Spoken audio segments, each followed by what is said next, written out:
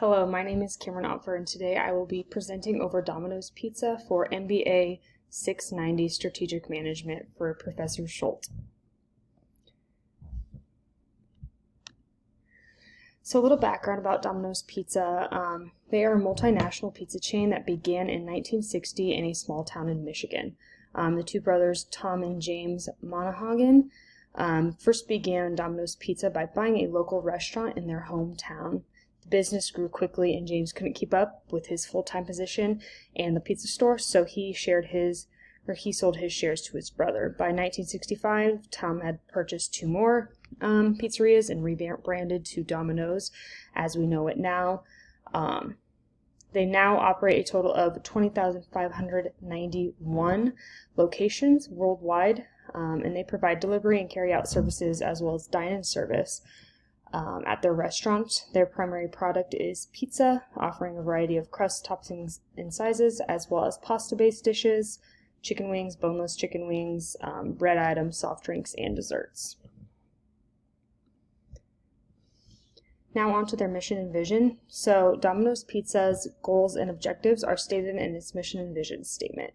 They are a purpose-inspired and performance-driven company with exceptional pizza people who are committed to feeding the power of possible, one pizza at a time. At the heart of their brand is a set of values that define their core beliefs on how they do their business. They treat their people right, support their franchise, and serve its customers. Domino's management team and employees do the right thing, put people first, create inspired solutions, champion their customers, and grow and win together. This is done through establishing ethical standards and company culture. Domino's states on this website that they create an inclusive culture, knowing that their people are the core of their business success. Not sure why. Alright, now onto its competitive strategy. Here are a list of a few things that I believe gives Domino's a competitive strategy. First off, they are a best cost provider, which means that they are a hybrid of low cost and differentiation strategy, and they just give customers the best bang for their buck, if you will. Another thing is number of buyers. 36% of adult Americans consume fast food daily, according to fast food statistics. And then market share and growth rate. The market size of pizza restaurant has grown by an average of 2.4% in the last 5 years, according to pizza restaurants in the United States. And then the pace of technology change, 67% of the average restaurant revenue now derives from orders placed online, which is absolutely crazy. But this is how Domino's creates competitive edge, because they can do this. And then their management team and ethics, like you saw in the mission and vision, they do stick to that, and that's a big competitive advantage for them. So this here is a 5 forces analysis. This considers the things you see here: threat of substitution, buyer bargaining power, and so on. These areas are then ranked on a scale from very strong to very weak, to determine how much of a risk each area is to potential profits. Overall, I kind of chose to rate this whole entire thing as strong or very strong, that you can see, because of its various competitors. Its most competitive competitors being Pizza Hut and Papa John's, but they all offer the same product for around the same price. So this creates a strong competitive rivalry. And then I wanted to throw this chart on here because it's a great overview of the entire company. This is a SWOT analysis: strengths, weaknesses, opportunities, and threats. And then this is just how a management can assess how they're doing in terms of a variety of different objectives here. But a more in-depth look here: their strengths of fast and efficient delivery. Domino's Pizza delivery ranges from really early in the morning to super late at night. One of the few pizza restaurants that are open as long as they are, with an insane delivery time of an average of 22 minutes, which is the shortest in the United States, according to Pizza and Pasta Online. And then the use of technology.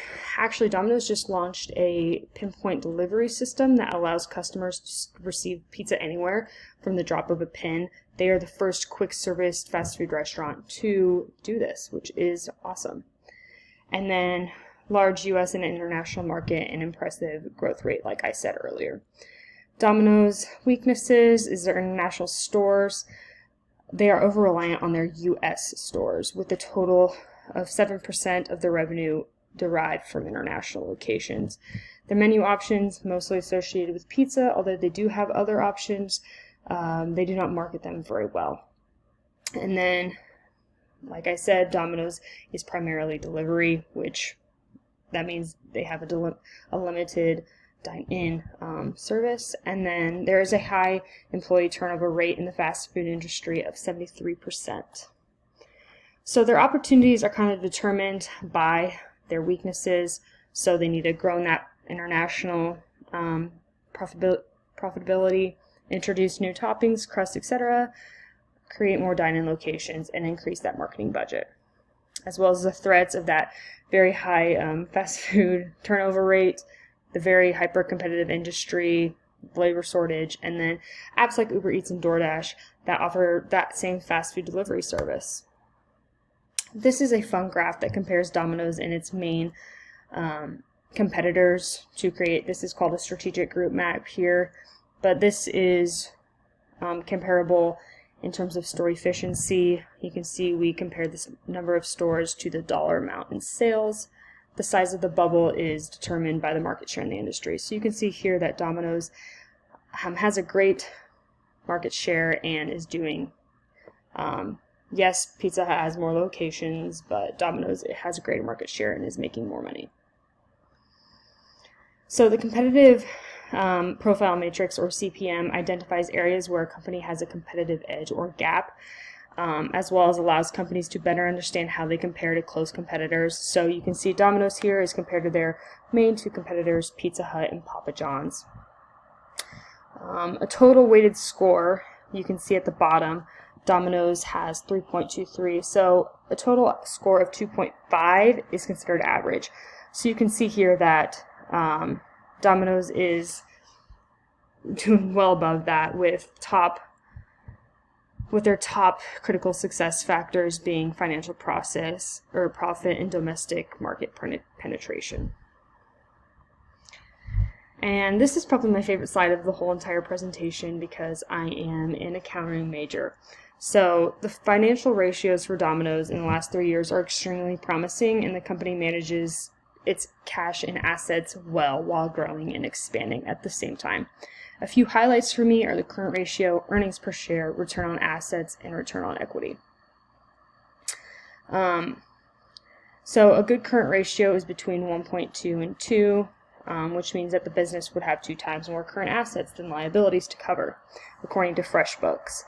You can see that Domino's has a 1.49 in 2023, which is promising. And then return on assets indicates good financial performance. Generally, 5% or higher is considered good, while 15% is considered excellent. And you can see Domino's is at a 31% in 2023, which is just crazy. And then a few ratios that aren't as promising here are the return on equity and profit margin percentage. We will want that profit margin percentage to be about 15%. And it has not passed in the last 3 years, so we would want to increase that.